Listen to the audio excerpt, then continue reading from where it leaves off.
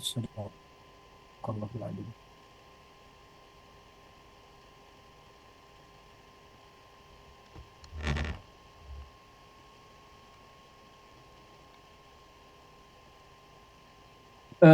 Sebentar, saya record dulu ya.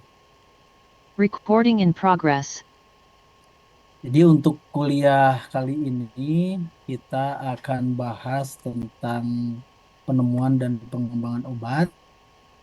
Tapi sebelum itu ada sedikit regulasi lah ya untuk pertama adalah absen jangan lupa ya. Sekarang 3 kali lagi, 3 kali.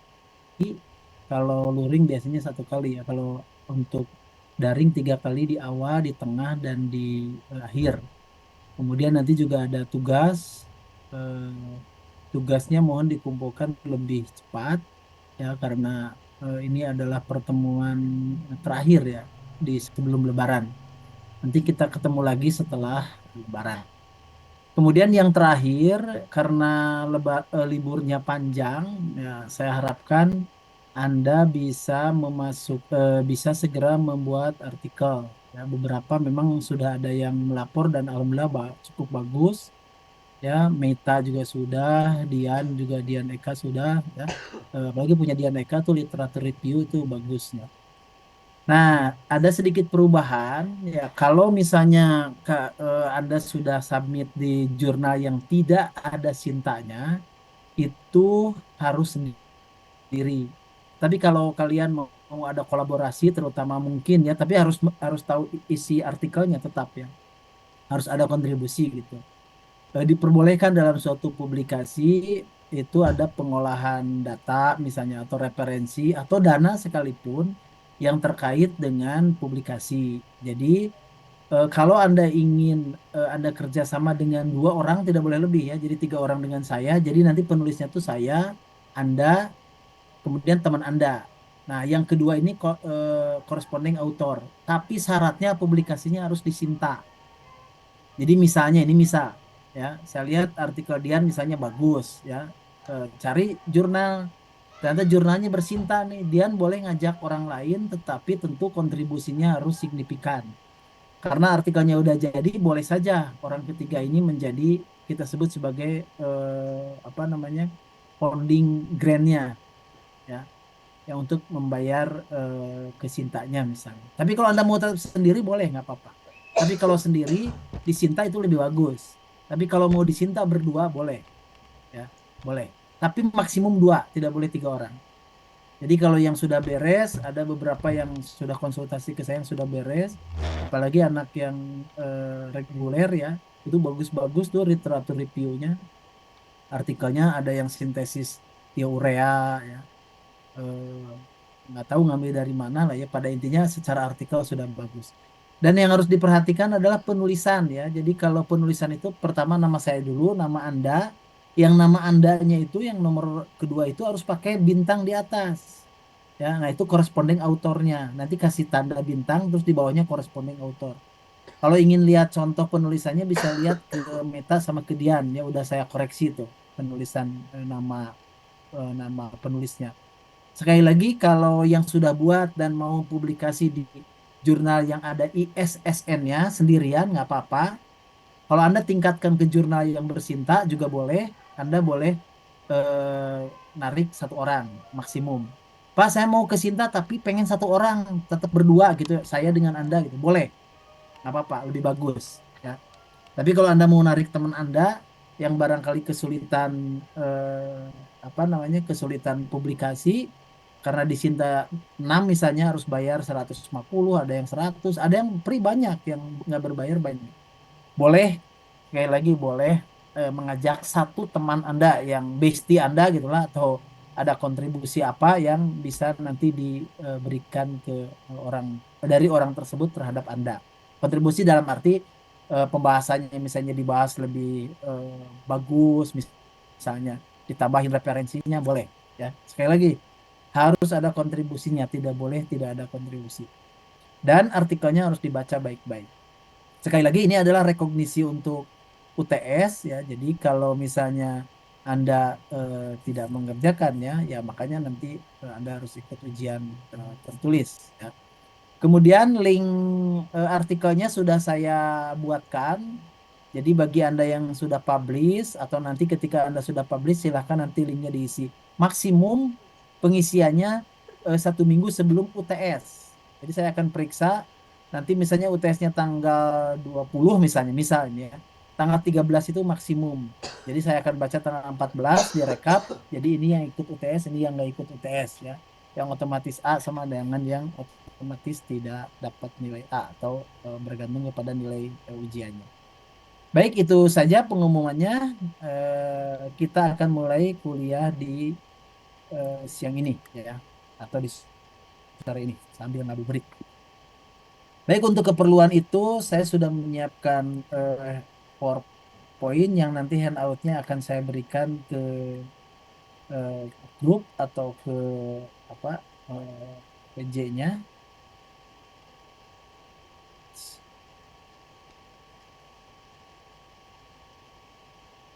Oke, jadi seperti yang sudah saya sampaikan kemarin, metode untuk menemukan atau mengembangkan obat, terutama untuk menemukan ya obat baru, itu ada banyak kegiatan atau ada banyak proses.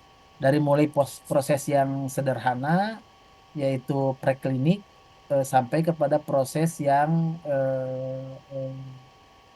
kompleks, yaitu uji klinik, fase 1, fase 2, fase 3, approve atau launching, kemudian nanti akan ada evaluasi eh, di fase keempat. Beberapa obat eh, ditarik di fase keempat, walaupun sudah 50 atau 70 tahun. Ya.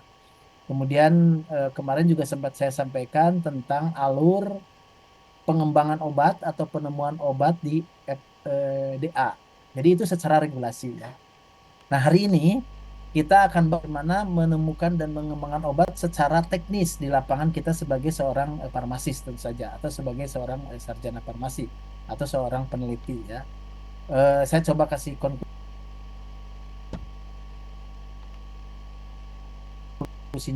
Kimia medisinal atau bagian kualitatif dan kuantitatif di sintesis mempunyai perannya masing-masing. Kemudian nanti di berikutnya kita akan coba bahas tentang eh, bagaimana kita menemukan atau mendapatkan obat baru, cara-caranya bisa dengan ekstraksi, bisa dengan modifikasi molekul, bisa dengan pembuatan atau penggambaran obat secara rasional yang pernah saya sampaikan di pertemuan awal yang antihipertensi losartan itu gitu ya. Nah, itu semua kita coba bahas hari ini ya. Nah, sebetulnya ketika kita mau menemukan calon obat baru atau kita kemarin sudah ada satu kesimpulan bahwa untuk mendapatkan obat baru itu harus memperbanyak calon obat baru. Nah, ini karena kemarin dari 100.000 itu dari 10.000 maaf ya, dari 10.000 itu dapat satu obat baru, maka satu-satunya jalan atau salah satu jalan terbaik untuk kita mendapatkan obat baru yang poten itu dengan memperbanyak calon obat baru. Nah, untuk mendapatkan calon obat baru itu ada suatu siklus yang kita sebut sebagai siklus penemuan calon atau pengumpulan calon obat baru.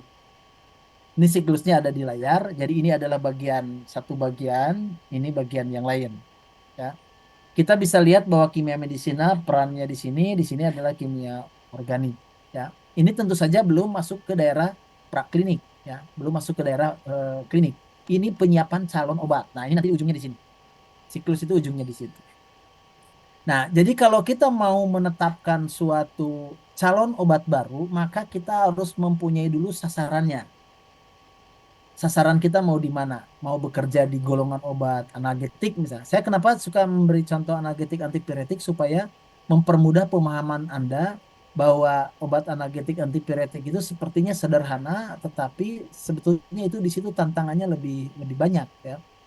Misalnya bagaimana kemarin saya cerita aspirin, bagaimana ada kasus penemuan dokter UGM ya, salah satu dosen di UGM menemukan obat analgetik antipiretik tapi tidak bisa diproduksi di Indonesia misalnya. Jadi bukti bahwa kita pun walaupun sebagai mahasiswa atau dosen itu perlu diketahui bahwa dosen yang UGM itu membuat obatnya juga patennya bersama mahasiswa. Ya, kita tentukan dulu sasarannya mau di mana, misalnya analgetik antipiretik.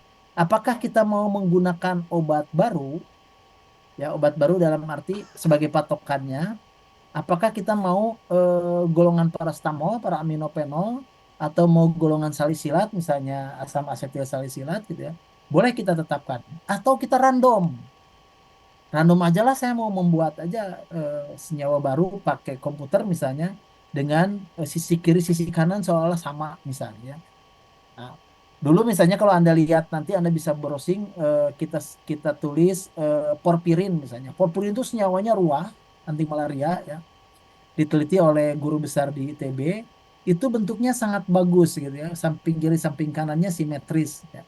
Memang alam itu menghendaki kesimetrisan. Nah, itu salah satu contohnya porfirin yang senyawanya banyak, gede banget. Itu ternyata secara visual itu gambarnya simetris. Nah, kalau kita sudah menetapkan sasaran, kemudian kita mensintesisnya.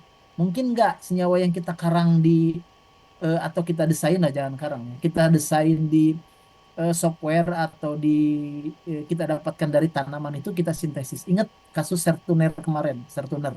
Sertuner itu menemukan senyawa obat dari morfin, kemudian dia mensintesisnya. Nanti kita juga akan lihatkan beberapa obat yang berhasil disintesis. Nah, kalau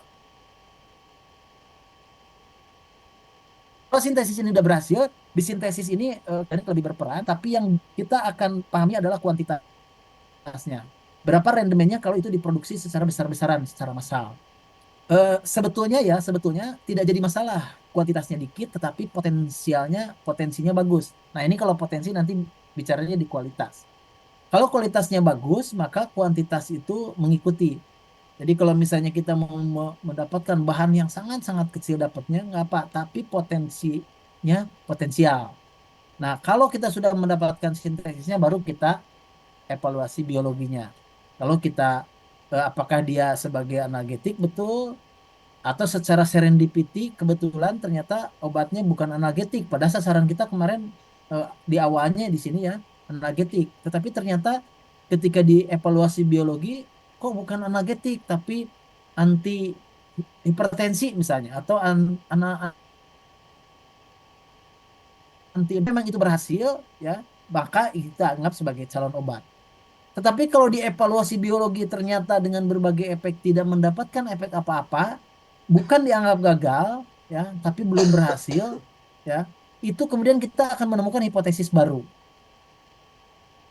Nah, kita bisa membuat hipotesis baru bahwa oh, senyawa yang kita desain ini ternyata tidak mempunyai efek biologis karena aktivitas biologis, karena mungkin strukturnya tidak begini. Nah, kemudian kita buat struktur baru dengan sasaran baru, masuk lagi ke sini, terus saja berputar, ya. Nanti kita akan lihat makin eh, cepat keluar dari putaran ini menjadi calon obat, ya, itu berarti makin baik. Ya. Oke. Nah, ini adalah prosesnya. Sebetulnya ini deskripsinya. Saya sengaja buatkan juga kata-kata tertulisnya. Jadi kita mengidentifikasi senyawa sasarannya atau pemandunya. Kalau tadi misalnya analgetik ya, antipiretik atau antiinflamasi, kita tetapkan dulu. Kemudian baru kita melakukan sintesis. Apakah dengan mengganti substituen atau senyawa baru sama sekali ya. Nah, kemudian nanti dievaluasi hasil sintesisnya, evaluasi biologi. Kalau ternyata ini baik, baru kemudian kita menjadikan calon obat itu calon obat. Nah, patokannya apa? Nah, patokannya ini. Jadi produktivitas penemuan obat itu bergantung dari berapa kali putaran siklusnya, ya, hingga dapat diperoleh calon obat. Jadi kalau kita berputarnya makin sedikit itu makin baik. Nah, ini tentu saja. Semakin cepat keluar dari siklus, maka makin baik kita mendapatkan calon obat baru. Dan itu bisa jadi model di seluruh dunia. Kalau Anda menemukan obat yang cepat sekali siklusnya mendapatkan calon obat baru, bayangkan kalau di salah satu kota, yang ribuan kota ada di salah satu negara, atau negara secara bersama-sama melakukan itu mendapatkan calon obat lebih banyak, maka kita akan mendapatkan obat baru yang lebih banyak dan lebih cepat. Jadi sekali lagi, timnya bekerja tergantung kepada secepat apa dia keluar dari siklus tadi, ya. Nah, tentu saja ini dilakukan harus tetap mengacu kepada efisiensi biaya dan waktu. Apalagi sekarang zaman efisiensi, ya. Pemerintahan sekarang sedikit-sedikit efisiensi, sedikit-sedikit efisiensi. Efisiensi kok sedikit katanya, ya. Jadi eh, kita memang serba banyak keterbatasan, ya. Mungkin kalau yang ikut perkembangan ekonomi sekarang mungkin diperkirakan akan ada gelombang apa namanya, krisis ekonomi baru karena kemarin saham juga di halt itu diberhentikan penjualannya karena penurunannya sudah lebih dari 7%, ya. Itu gawat kalau dari sisi negara. Tapi kita mungkin tidak merasakan kalau di daerah ya. Tapi kalau Anda sering melihat mengamati harga saham gitu ya, itu kita ada di posisi bahaya sebetulnya. Walaupun tadi pagi subuh jam 6 udah rebound ya, udah kembali normal. Tapi biasanya siang atau sorenya jatuh lagi. Oke, supaya Anda ada care terhadap perkembangan ekonomi. Nah, sebetulnya ini ya yang tadi saya sampaikan. Kalau kita mau menemukan obat baru, sekarang itu lebih simpel. Ya, protokolnya sudah ada seperti yang di depan Anda, protokolnya cara-caranya sudah digitalisasi, ya cara-caranya sudah didapatkan dengan bantuan AI, big data, Internet of Things, ya udah banyak sekali yang bisa membantu kita. Baik kita mulai dari ini, ini atau yang akan kita pelajari di kimia medicinal ini. Natural source extraction itu seperti biasa manual, ya. Kita bisa mengekstraksi senyawa misalnya dari buah merah di irian. Kita ekstraksi, kita elucidasi struktur, kemudian kita uji aktivitas, dapatlah obat baru, calon obat baru. Mudah. Itu di bahan alam sering kita lakukan. Atau serendipity. Nah, serendipity itu kebetulan, kebetulan bukan kemudian eh, siapa Tania tiba-tiba jalan ke Asia Plaza ya nemu obat di pinggir jalan, bukan. Serendipity itu keberuntungan eh, secara tidak sengaja. Itu kita melakukan pengujian di lab untuk uji salah satu efek, misalnya efek farmakologinya adalah anti kanker misalnya. Tapi Anda menemukan obat apa hipnotik sedatif misalnya, seperti yang dilakukan di ini Clidibium, Clidibium, ya. Ada salah satu obat di dalam obat eh, apa hipnotik yang ditemukan secara kebetulan. Ya, nanti saya akan kasih contohnya beberapa obat yang ditemukan secara kebetulan. Nah, atau yang seperti saya sampaikan kasus losartan. Jadi ini udah jadi skripsi, udah banyak juga studinya dan termasuk yang dilakukan oleh Pak Hari Purnomo di UGM. Jadi kita bisa menentukan, mendefinisikan proses penyakitnya, mekanismenya seperti yang kemarin kita kasus kaptopril dan losartan. Kemudian kita tentukan atau kita isolasi apa namanya senyawanya sampai digambar di depan komputer, kemudian targetnya mau bekerja di mana, di reseptor mana. Reseptornya sudah disediakan di internet banyak. Kalian tinggal kita tinggal masuk ke pdb.org, itu ada jutaan senyawa reseptor yang bisa kita download gratis, ya. Nah, makanya kemudian kita masuk ke daerah sini, CADD, Computer Aided Drug Design. Bayangkan istilahnya juga keren, ya. Jadi mendesain obat dengan menggunakan unsur komputer di dalamnya. Nah, kemudian di dalam komputer itu tentu saja kita terhubung dengan data yang kita sebut sebagai big data. Kita menggunakan internet yang kita sebut sebagai Internet of Things, IoT. Dan di dalamnya juga kita mendapatkan sekarang di kebaruan bisa menggunakan artificial intelligence atau akal imitasi kalau bahasa Indonesia, ya. Akal imitasi ini sekarang sudah merambah kemana-mana, ChatGPT, Claude, gitu ya, bisa memperkirakan bahkan sintesis yang kita lakukan. Jadi tahun lalu saya sudah melakukan eh, eh, apa prediksi sintesis menggunakan AI, sudah jadi skripsi juga, bahkan beberapa sudah publikasi.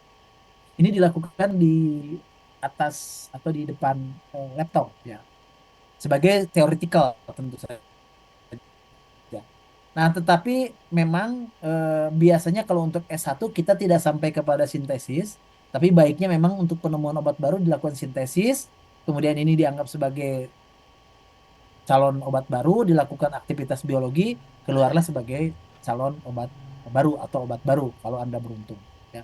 Jadi nanti beberapa memang ada mahasiswa yang nanti malam juga sudah mau bimbingan tugas akhir ya.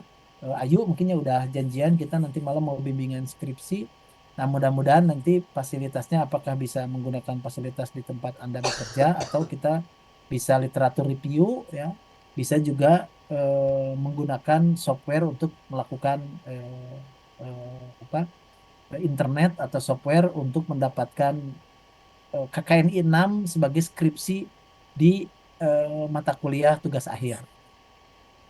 Oke, ini deskripsi yang dari tabel tadi ada sudah saya sudah siapkan deskripsinya. Ini misalnya cara lama ya. Cara lama itu yang tadi natural extraction source ya. Jadi kit extraction. Jadi natural source extraction itu kita menggunakan.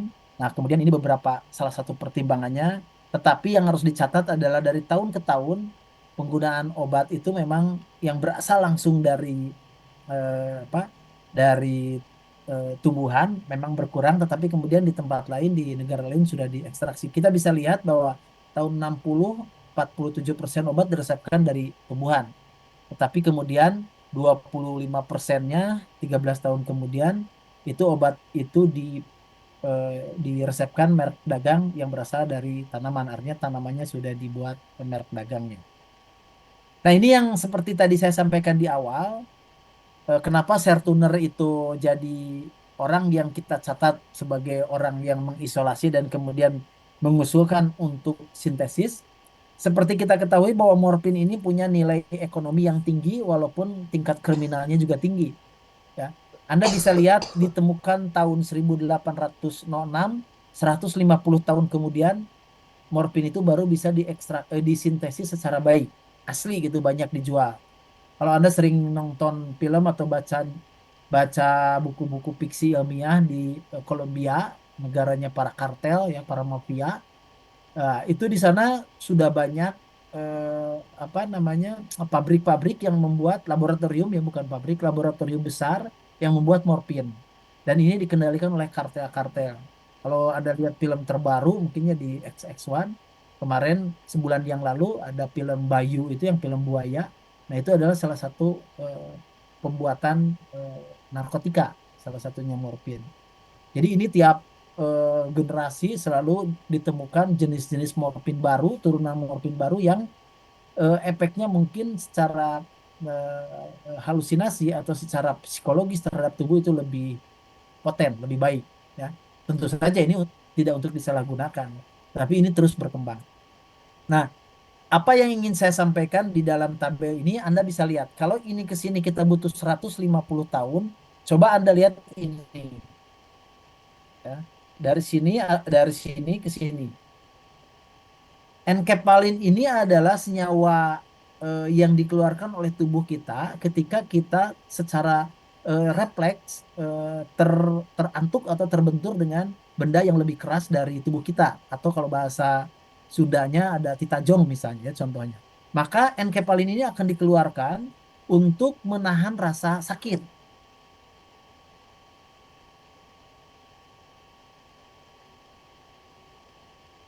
untuk menahan rasa sakit. Jadi enkepalin ini ada bisa bertahan sampai 5 atau 10 detik di dalam tubuh. Bahkan ada beberapa enkepalin yang bisa tahan kurang dari 1 detiknya. Nah, enkepalin ini, kalau bahasa Sundanya mungkin untuk pembaal ya, anestesi ya. Ini ditemukan tahun 75. Dengan perkembangan instrumen dan alat-alat yang ada, setahun kemudian enkepalin ini sudah bisa disintesis. Karena memang secara struktur ini sederhana, senyawanya asam amino disatu-satukan gitu ya. Tetapi kalau kita lihat dari contoh yang lain, misalnya ephedrin ya, ephedrin ini 15 tahun dibutuhkan untuk mendapatkan senyawa ephedrin yang tidak bergantung lagi kepada tumbuhan. Jadi apa namanya tumbuhan penghasil ephedrin atau tanaman yang ketika pertama kali ditemukannya dari senyawa itu ditemukannya dari tanaman, kita sudah tidak bergantung lagi karena bisa dibuat di laboratorium. Ini ada contoh yang lain, quinin misalnya ya, kina, atropin, papaperin, pitostigmin, skopolamin ya. dan seterusnya dan seterusnya. Termasuk insulin, ya, insulin. Ya. Insulin yang didapatkan dari tubuh manusia itu kemudian bisa disintesis oleh Wang dan kawan-kawan di tahun 65, kurang lebih sekitar 40 tahun kemudian. Oke, ini secara kebetulan yang tadi saya cerita ya beberapa obat ditemukannya kebetulannya di lab ya, bukan lagi jalan-jalan atau kita sedang berpergian ya, atau oleh ahli farmasi, dokter maupun penelitinya. Contohnya ini beberapa ya. Yang paling fenomena memang yang ada cerita dramatisnya adalah penemuan Cridibium ya, untuk obat penenang yang sering dimasukkan ke dalam obat lambung ya. Merek patennya apa ya, saya kok lupa. Ada merek patennya sekarang masih dijual dan harganya lumayan agak mahal. Ini screening senyawa kimia ya, kita punya database di big data misalnya, kita bisa melakukan screening senyawa kimia dari jutaan, kalau sekarang bukan ribuan lagi, mungkin puluhan juta. Anda bisa pergi ke PubMed ya, laman atau website PubMed, senyawa apapun Anda bisa lihat di situ ya. Sekarang bisa difasilitasi. Tahun ini ada mahasiswa BTH juga yang sedang melakukan skripsi, ada 5 orang yang di bawah bimbingan saya dengan Pak Ruswanto. Itu mereka mengumpulkan senyawa dari tanaman. Nah, salah satu sumbernya adalah di PubMed. PubMed ya, Anda bisa ketik di browser PubMed, di situ senyawa, eh, ada banyak sekali senyawa yang ada di dunia, tertulis dari mulai struktur sampai efeknya. Nah, beruntungnya sekarang kita punya website, bukan, dunia punya website PAS online namanya PAS online, sehingga senyawa yang kita perkirakan, senyawa yang kita buat atau kita desain bisa dianalisis. Kira-kira dia berefek sebagai anti kankernya berapa persen, anti inflamasinya berapa persen, padahal dari satu senyawa. Jadi misalnya Anda menggambar senyawa sembarang saja, nanti dia minta bentuk smile namanya, SIMIL-nya, smiles gitu ya, senyum bahasa Inggrisnya. Nah, kita kirim ke website Pas Online nanti akan memperkirakan dari jutaan data yang mereka punya atau yang website itu punya, senyawa yang kita kirim bisa diperkirakan senyawa ini punya efek anti kanker misalnya 70%. Senyawa yang dikirim punya efek analgetik cuma 20%. Nah, itu bisa diprediksi, bisa diperkirakan ya. Nah, untuk mendapatkan ini contoh tahun-tahun sebelumnya, untuk mendapatkan senyawa anti malaria, orang kemudian melakukan hampir 14.000 senyawa di 11 negara ya. Atau antibiotik ditemukan dengan mengumpulkan senyawa, men-screening, ditemukan dari 6.000 antibiotik ternyata hanya 10 yang digunakan, 100 yang digunakan untuk pengobatan. Itu pun dicampur dengan pertanian tentu saja. Nah, yang mungkin kita harus lakukan atau kita bisa lakukan di kimia medisinal sebetulnya ini. Nanti saya akan memberikan contoh yang sangat baik di kasus sulfonamid, di mana dengan mengganti substituen, efek obat juga bisa berubah. Ya. Ini salah satu contoh eh, apa caranya kita bisa mendapatkan keuntungan. Kenapa modifikasi molekul itu dilakukan? Karena homolognya bisa mirip, misalnya efek farmakologinya bisa lebih tinggi, kemudian produksinya bisa lebih ekonomis. Ya. Nah, sayangnya mental di Indonesia masih suka impor. Padahal paracetamol itu udah ada puluhan tahun. Kenapa kita tidak pernah seperti India memproduksi paracetamol misalnya? Nah, untuk membangun industri itu dibutuhkan biaya yang tinggi ya, permulaannya. Tapi kemudian kita akan ada kemandirian bahan baku obat ya, BBO ya. Nah, di kita ini tidak pernah dilakukan. Jadi orang lebih suka mengimpor dari India, ada margin keuntungan, sudah cukup sampai situ. Nah, sayangnya bangsa kita masih ada di titik itu. Sementara di negara-negara lain, di Vietnam misalnya, Thailand ya, mereka sudah membuat atau memproduksi senyawa sendiri. Memang di awal dibutuhkan biaya yang relatif besar, tapi 30-40 tahun kemudian kalau ini berkembang, kita tidak bergantung lagi kepada negara lain untuk membuat sediaan atau obat yang kita konsumsi atau kebutuhan rakyatnya. Oke, tujuan kenapa kita melakukan modifikasi molekul atau membuat tadi kan ada tiga ya di tabel yang tadi ada ekstraksi, serendipity, dan modifikasi molekul. Nah, salah satunya modifikasi molekul itu harus punya tujuan menemukan kromofor molekul obat baru yang nantinya kita bisa analisis kira-kira ini bertanggung jawab nggak terhadap efek farmakologi yang kita inginkan. Nah, tentu saja ini nanti kita interaksikan dengan reseptor yang kita miliki sebelum kita melakukan uji praklinik dan kliniknya. Jadi, kalau kita mempunyai di dalam kimia farmasi, kalau kita menemukan struktur obat, kemudian obat itu udah punya efek, kita bisa memperkirakan kira-kira efek yang terjadi itu ditanggung oleh kromofor mana atau bagian mana dari struktur tersebut. Ya. Kemudian kita bisa mendapatkan obat dengan sifat yang lebih baik, ya, dengan mengganti tujuan daripada modifikasi molekul itu pertama potensinya harus meningkat dan toksisitasnya harus menurun. Ya. Jadi jangan sampai potensinya meningkat tapi toksisitasnya juga meningkat. Yang sering saya sampaikan, kita punya obat yang potensinya tinggi tapi toksisitas atau efek sampingnya mati misalnya. Tentu orang nggak akan mau menggunakan obat itu. Ya kalau efek sampingnya ngantuk, mual masih oke lah.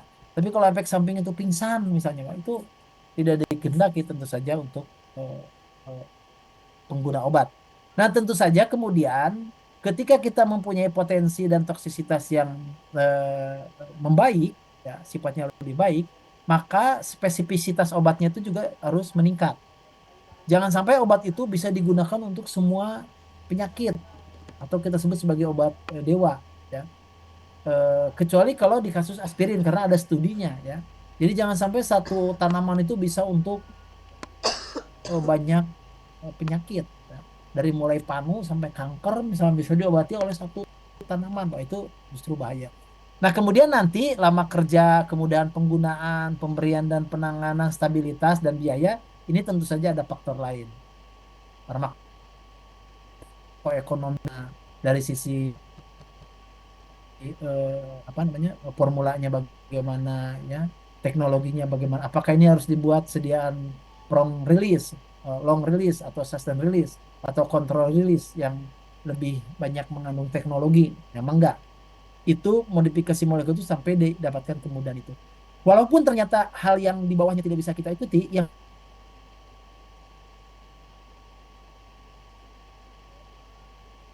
penting dua ini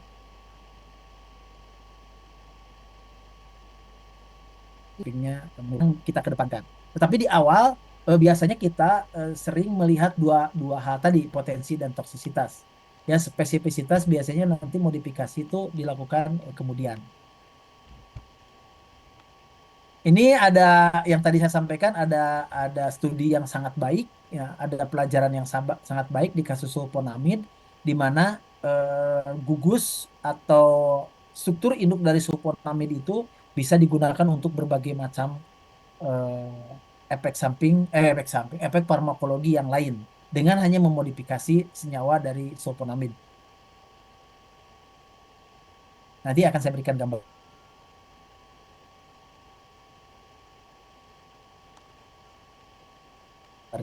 Nah, ini gambarnya. Tolong diperhatikan, saya cantumkan tahunnya untuk memperlihatkan bahwa senyawa yang lain ditemukan setelah sulfanilamid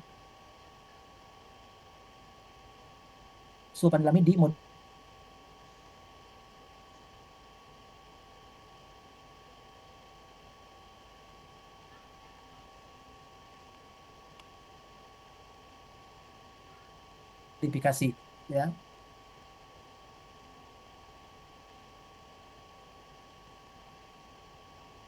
Ini masih dipakai di beberapa negara.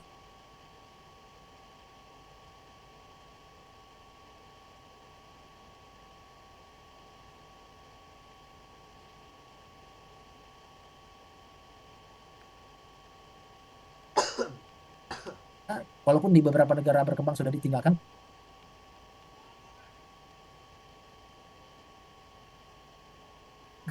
Nah, ini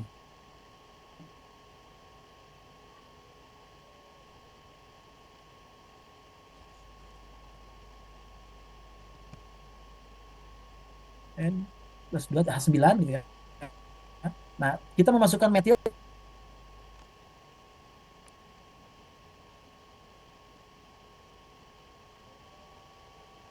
ke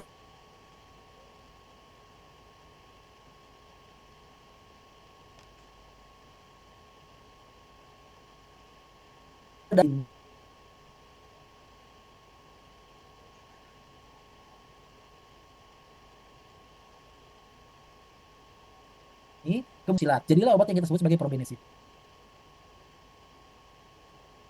Asupan dalam ini antibakteri, kemudian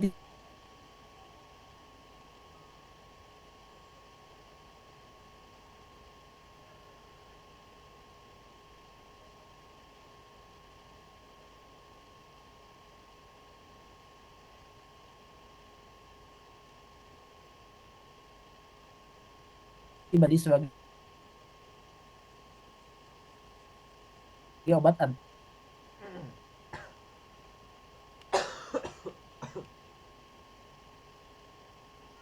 asam urat. Nah, kita sebut probenesin.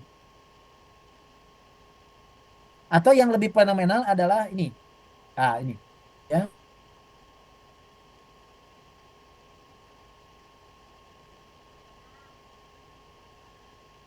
T ini HCT ini berbarengan dengan eh, eh, eh,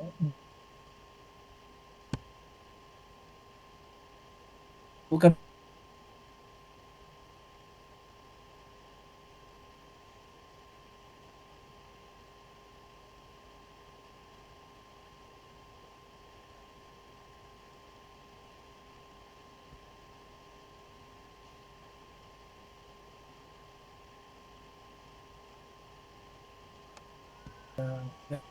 yang mengurukan kerjasama ya. Itu syarat-syaratnya adalah ini. Ya, jadi kita bisa lakukan. Nah, ini saya ingin perlihatkan obat, mekanisme kerja obat, kemudian kita menemukan obat baru. Saya kasih contoh satu saja yang sampai sekarang obatnya masih sulit ya. Misalkan untuk AIDS ya, 1980-an, AIDS ini dianggap sebagai penyakit apa kutukan, kutukan ya, kutukan dari Tuhan. Ya, kalau bahasa kita mungkin ajab gitu ya, ajab dari Allah Subhanahu Wa Taala. Orang kemudian bingung bagaimana mendapatkan atau mengobati AIDS ini. Tetapi kemudian orang mengetahui bahwa ini disebabkan oleh virus. Nah, ketika virus itu bekerjanya di mana ternyata ada di aldose reductase ya, dengan rule-nya kita ketemukan HIP-nya, ya. Kemudian kita bisa membuat obat yang kita sebut sebagai zidovudin. Lihat nih, di old terapinya dia dia nggak ada karena dianggap penyakit baru. Itu kalau penyakitnya baru, ya. Contoh kasus kemarin waktu COVID-19. Virusnya baru, virusnya lama, tapi ini bermutasi, ya. Yang kita sebut sebagai COVID-19 itu dicobakan obat-obat yang lama antivirus, paripipapir, ya, oseltamivir dan sebagainya, dicobakan obat baru ternyata poten, ya. Paripipapir misalnya menjadi obat standar ketika kemarin orang kena ke COVID-19. Tapi dosisnya kemudian jadi tinggi, harus makan 8 tablet. Nah, tentu ini menjadi kendala eh, di pengobatannya. Jadi orang yang kena COVID itu kalau makan obat sampai 8 tablet yang 200 miligram itu jadi susah tidur tuh pada saat itu. Sementara dia membutuhkan recovery imunnya untuk melawan virus tersebut. Nah, akhirnya banyak yang meninggal di kasus-kasus itu. Atau yang lama sekali, yang lama itu dalam arti orang dari dulu, apalagi perempuan ya, terkait dengan kolesterol. Ya, kolesterol itu di samping memang harus memperbaiki lifestyle gaya hidup, juga ternyata dengan ditemukannya HMG koenzim A reduktase, salah satu cara kerjanya pengetahuan tentang itu, kemudian orang bisa menemukan lovastatin. Sampai sekarang lovastatin itu dipakai dan walaupun dulu ada pakainya ini nih genfibrozil, tetracycline termasuk ya antacid ya. Sorry, ini sampai sini genfibrozil, selopibrat, clopibrat ya, fenopibrat ya. Ini kemudian orang menemukan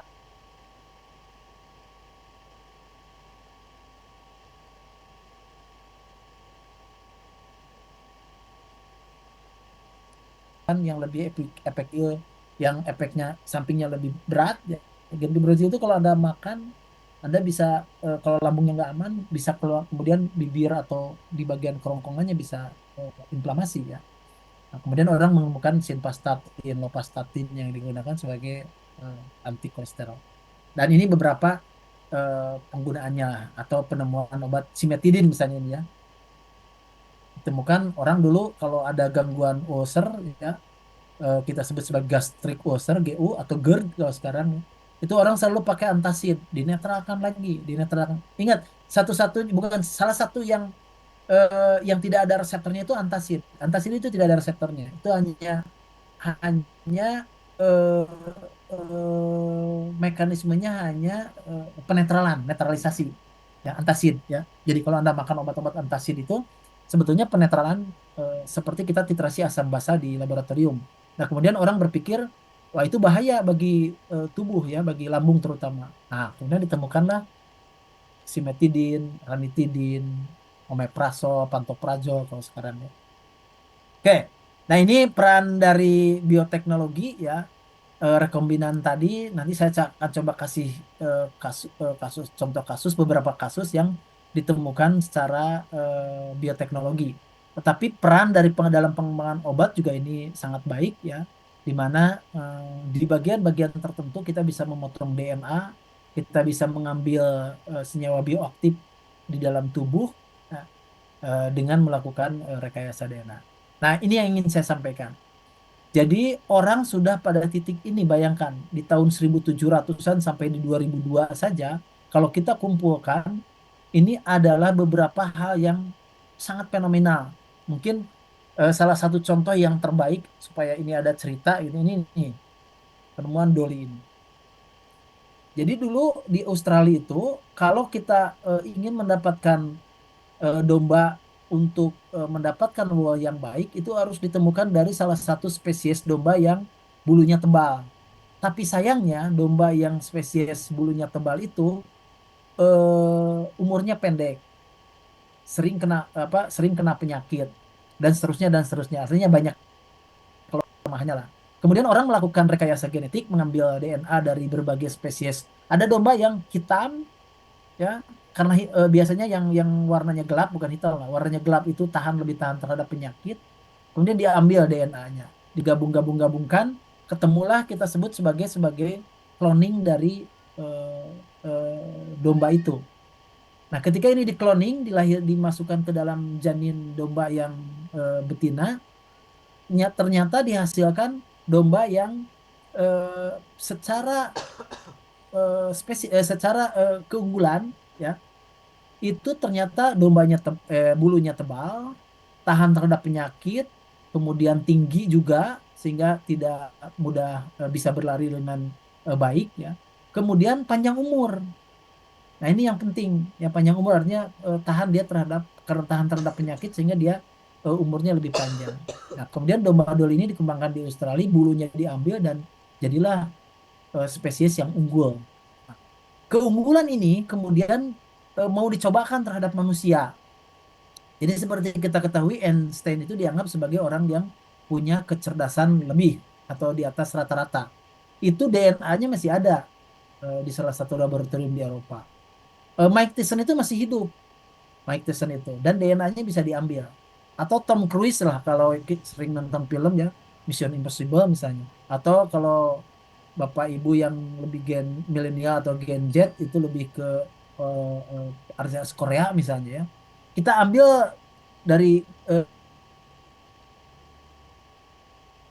DNA-nya Mike Tyson, Einstein, kemudian artis siapapun gitu ya. Kemudian kita satukan, masukkan ke dalam janin perempuan, nanti dihasilkan spesies yang secara kecerdasan mirip dengan Einstein, secara fisik mungkin lebih mirip dengan artis yang kita inginkan, dan secara kekuatan seperti Mike Tyson.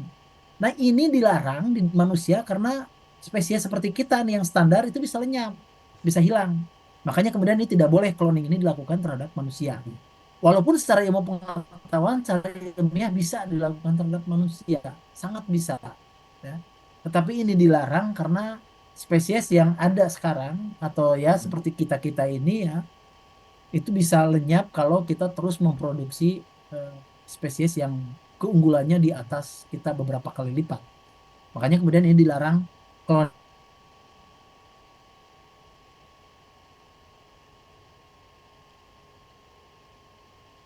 ini. Ini adalah banyak penemuan yang tentu saja kemudian ini sangat berperan dalam pengembangan obat baru atau industri obat. Kayak baik, itu mungkin slide terakhir dan ini adalah tugas yang harus Anda lakukan ya. Cukup ditulis tangan, tulis tangannya nanti dipotokan, dimasukkan ke dalam absensi yang Anda Google Form-nya nanti saya akan share. Jadi Anda tulis tangan, cukup satu lembar saja. Kalau Anda mau dua lembar silahkan karena ini agak banyak. Jadi dibaca aja dulu, jangan ditulis ulang nih, jangan. Saya lihat ada beberapa mahasiswa terutama yang reguler ditulis tangan sampai ada 3-4 halaman ya buat apa? Yang penting saya ingin Anda membaca, misalnya setiap 5 halaman Anda tulis rangkumannya, kira-kira apa ini? Ya kalau sampai 2-3 halaman nggak apa-apa. Tapi kalau udah banyak halaman, ini bukan ditulis ulang. Anda baca, kemudian Anda tulis ulang ya, dengan bahasa Anda. Itu namanya rangkuman. Nanti dikumpulkan kalau yang reguler itu dikumpulkan di PJ, hard copy-nya kalau Anda cukup dipoto. Kemudian saya juga minta Anda mendownload ya dari dua materi ini.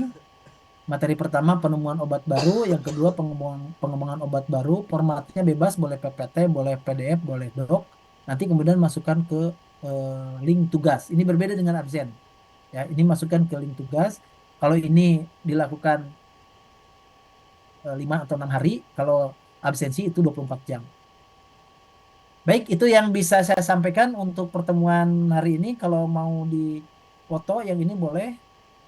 Eh, yang ini boleh lah. Kalau mau di screenshot dulu barangkali nanti saya terlambat. Tapi udah ada, handoutnya udah ada. Mungkin sekarang juga bisa saya bagikan. Ya, baik. Itu mungkin yang bisa disampaikan untuk kuliah sore ini atau hari ini. Barangkali ada yang mau disampaikan atau mau materi maupun tugas maupun upload artikel, silakan. Jadi kalau untuk artikel sepanjang waktu boleh dikonsultasikan.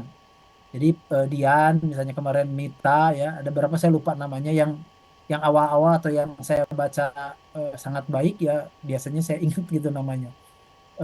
Mungkin sudah beberapa sudah masuk ke saya untuk dipublikasikan. Jadi kalau untuk artikel sepanjang waktu boleh ya, asal jangan di waktu-waktu sholat.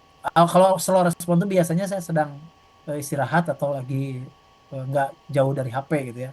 Tapi kalau HP-nya dekat karena ada notifikasi, biasanya saya langsung jawab. Baik, itu saja yang bisa saya sampaikan. Terima kasih. Assalamualaikum warahmatullahi wabarakatuh. Oh, silahkan kalau ada pertanyaan silahkan. Bapak untuk yang tugas satu itu yang absensi atau yang tugas 5 hari, Pak? Tadi. Yang absensi itu yang screenshot. Tugas satu itu yang tugas yang berbarengan dengan itu yang apa? Yang dengan tugas dua. Hmm. Sorry. Absensi itu hanya screenshot foto Anda Hmm. yang sekarang, yang awal dan resume ya. Kalau tugas satu, tugas dua itu masuk ke yang 5 kali 24 jam. Rangkuman. Rangkuman dan PPT itu masuk ke yang 5 kali 24 jam. Bapak mau nanya lagi, Ya. kalau udah publish ya terus nunggu, berarti nunggu di review baru di apa ke link bapaknya yang sudah di review sudah dibenerin? Enggak, bukan gini kalau udah ke saya hanya melihat biasanya depannya aja, judul, kemudian penulisan nama instansi. Ya, ada mahasiswa yang mengirimkan ke saya, misalnya hanya menyebutkan universitasnya saja. Nah, prodinya biasanya kan harus dimasukkan. Nah, kemudian ingat Universitas BTH itu nggak pakai Tasikmalaya ya. Universitas Bakti Tunas Husada nggak pakai Tasikmalaya karena memang di namanya tidak ada Tasikmalayanya. Nah, misalnya seperti itu saya koreksi. Nah, nanti Anda submit. Nah, submit itu nanti pembetulannya bagian editor. Nanti editor akan memberikan reviewnya apakah tulisan Anda itu layak publish nggak di jurnal mereka. Jadi mengenai kontennya nanti diperiksa oleh reviewer. Nah, kalau Anda nanti sudah submit, dapat LOA, Letter of Acceptable, ya, atau apa persetujuan untuk publikasinya di bulan apa, nah Anda boleh kirimkan ke saya. Jadi nanti di LOA itu misalnya akan terbit bulan untuk penerbitan bulan Juli misalnya, 12 Juli 2025. Nah, Anda udah termasuk aman, sudah dapat LOA udah aman. Nah, tetapi ada beberapa jurnal yang untuk penerbitan bulan Maret biasanya atau April itu mereka minta buru-buru nih. Sok masukin artikelnya sekarang review namanya pas review, review cepat ya. Biasanya dua orang reviewer diminta dan dibayar ya. Dibayar biasanya memang ada bayarannya. Saya juga pernah dibayar untuk review cepat. Nah, kemudian dia untuk publish di awal di akhir Maret tetap nah biasanya mereka minta cepat. Nah, mereka memasukkan memberikan LOA kemudian ada tanggalnya atau mereka akan publishkan di bulan Maret tetapi nanti publishnya benar-benar publishnya di bulan April nggak masalah yang penting Anda sudah ada kepastian bahwa di bulan dan tanggal edisi kapan artikel Anda publish itu Meta. Pak, izin Baik, bertanya. Pak, terima kasih. Ya, ayo Derina. Bapak, jadi kalau misalkan lagi libur kuliah juga boleh konsul tentang artikel itu? Oh, sangat boleh. Anda liburnya 20 berapa 22 ya, kalau saya mau 27. Masuknya juga Anda akhir saya tanggal 8 udah masuk 8 April. Nah, jadi misalnya Anda tanggal 5 April mau konsul WA, WA saja.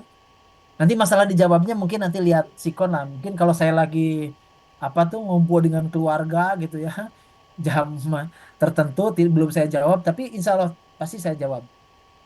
Masalahnya masalah slow respon dengan pas responnya saja. Baik. Boleh, boleh konsultasi boleh. Malam takbir juga boleh.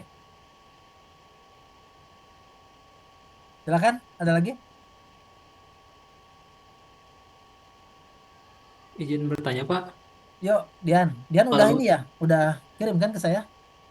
sudah, Pak, cuman saat submit ke beberapa jurnal belum ada respon dari reviewnya, lama gitu, Pak, nunggunya. Ya, jadi gini, kalau bisa ya, di dalam jurnal itu suka ada kontak. Di situ ada nomor WA, email gitu ya. Nah, terutama yang nomor WA. Anda bisa bertanya dulu sebelum submit sebetulnya.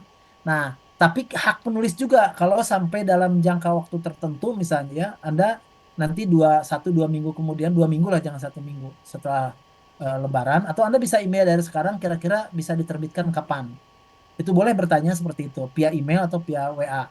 Nah, kalau ternyata ini ada kebetulan dosen Potek, mahasiswa alumni BTH, tadi tadi pagi ada datang ke kampus untuk konsultasi ke saya di jurnal Kefarmasian Indonesia JKI Sinta 2 karena untuk syarat beliau apa naik jabatan fungsional itu dari bulan Januari nge-email baru dijawab 18 Februari. Email dari Januari tanggal 5-an lah gitu. Submitnya dari bulan September submitnya. Nah, tetapi dia bilang bahwa akan diterbitkan di bulan Agustus. Bayangan Agustusnya masih lama loh. Agustusnya kan masih lama. Tapi dia udah dapat LOA bahwa akan diterbitkan di bulan Agustus. Nah, sekarang masih dalam proses review yang kedua. Dari reviewer satu udah beres, reviewer keduanya mungkin nanti di bulan April atau Mei lah, saya nggak tahu ya. Ada beberapa reviewer yang memang menolak untuk mereview ya, karena memang reviewer itu eh, Anda bayangkan aja kalau misalnya Anda bayar ke jurnal itu katakanlah misalnya ya 200.000, reviewer paling dibayar hanya 50 atau 60.000 gitu ya.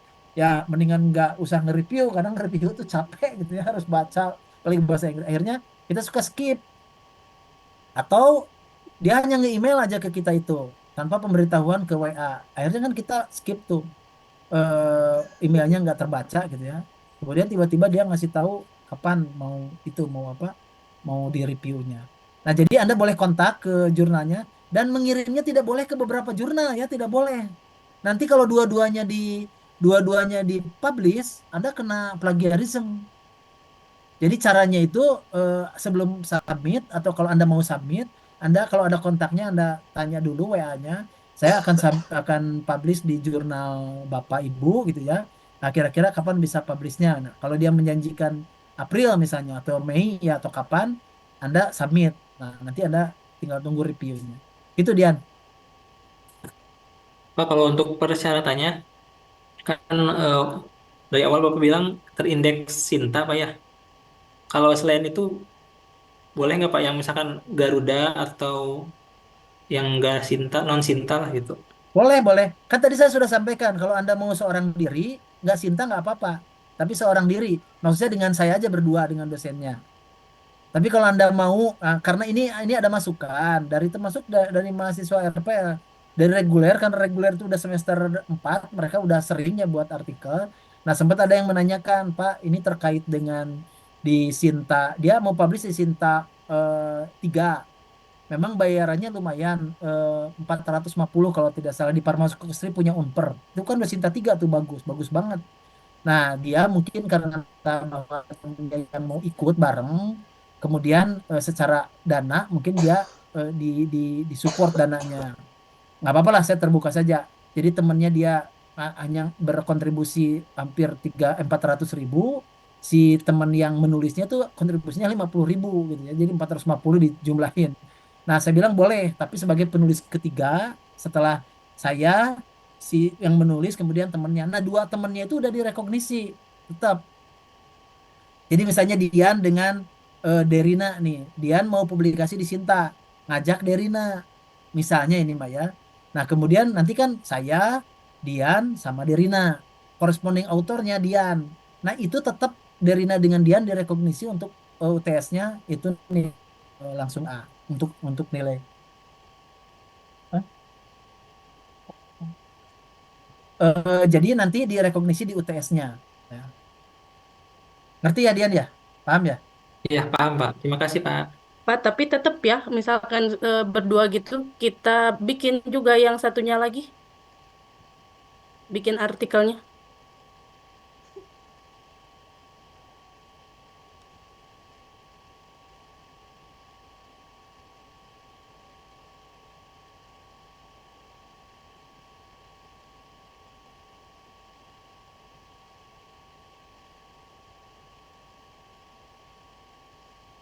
Gimana gimana tadi maaf anak saya tadi mau pergi bukber ada yang mau diomongin dulu.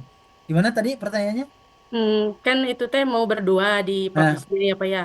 Tapi tetap saya juga bikin artikel sama kayak gitu. nggak usah, Oh nggak usah. nggak Jadi berdua usah. aja gitu itunya. Nah, udah ini dianggap sebagai karya berdua, dianggap sebagai karya berdua. Tapi sekali lagi harus ada komunikasi, jangan nitip nama wungkul gitu maksud saya tuh. Kan nanti ini contoh ya, contoh. Nanti misalnya ternyata Anda harus menceritakan itu, menceritakan artikel Anda, misalnya punten ya, ini hanya contoh-contoh saja. Dian itu misalnya, Derina itu ikut ke Dian. Nanti Dian misalnya ditanya, karena ini direkognisi oleh ke Prodi atau ke Fakultas untuk nilainya dapat A, kemudian ditanya, Darina misalnya ini ya direkognisi dari mata kuliahnya Pak Epo untuk mata kuliahnya A. Kamu emang artikelnya apa? Harus Anda jawab nggak tahu apa-apa artikelnya yang nanti Anda ketahuan hanya numpang nama aja. Jangan begitulah ya. Karena umum ya umum. Untuk Scopus Anda perlu tahu saja kemarin Pak Husnu misalnya karena dia dapat grant ya, grant hibah ya. Itu publikasi di Scopus 2 itu Q2 itu biayanya hampir 32 juta untuk publikasinya, bayangkan. Saya pernah publikasi di Q2 di jurnal Applied Pharmaceutical Science JAPS ya. Anda bisa cek aja. Di JAP itu dulu dulu tahun 2019 itu publikasi udah 8.500.000 ya.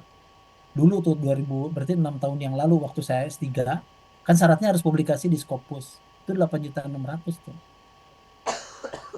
Dulu Q4 itu Q4 ya Asian Journal Chemistry Anda bisa cek juga. Dulu 3.200.000 publikasi di sana. Bayarnya aja belum belum review belum. Maksudnya kita kalau diterima oleh mereka untuk publikasi di jurnal mereka, kita harus bayar dulu 3.200.000 baru dipublikasikan. Udah di review, udah beres segala macamnya. Mau lanjut di publikasi kita harus bayar dulu. Anda bisa cek lah misalnya jurnal-jurnal Elsevier ya. Nanti ada APC, artikel Processing Chart. Anda bisa cek aja di situ. Ada yang di atas 30 juta bahkan. Dan itu boleh, boleh minta grant ke perusahaan misalnya. Nanti perusahaannya dimasukkan boleh. Jadi misalnya itu perusahaan tidak ikut penelitiannya dengan Derina, tapi Derina mau publikasi tidak punya anggaran, kemudian minta kerjasama dengan saya, nanti nama saya dimasukkan, saya nyumbang misalnya 20 juta nggak jadi masalah, itu diperbolehkan, sah. Gitu. Jelas ya, Derina? Pak, makasih. Yuk, siapa lagi ada yang bertanya? Cukup, kalau cukup waktunya ngabuburit dan persiapan untuk bukber ya, barangkali ada yang mau buka bersama. Terima kasih atas kerjasamanya. Untuk artikel sekali lagi saya terbuka 24 jam, silakan Anda WA saja. Termasuk kalau Anda sudah buat artikel, draftnya mau saya pelajari atau saya koreksi, silakan dikirimkan draftnya. Nanti saya akan koreksi secukupnya. Terima kasih atas perhatian dan Recording stopped.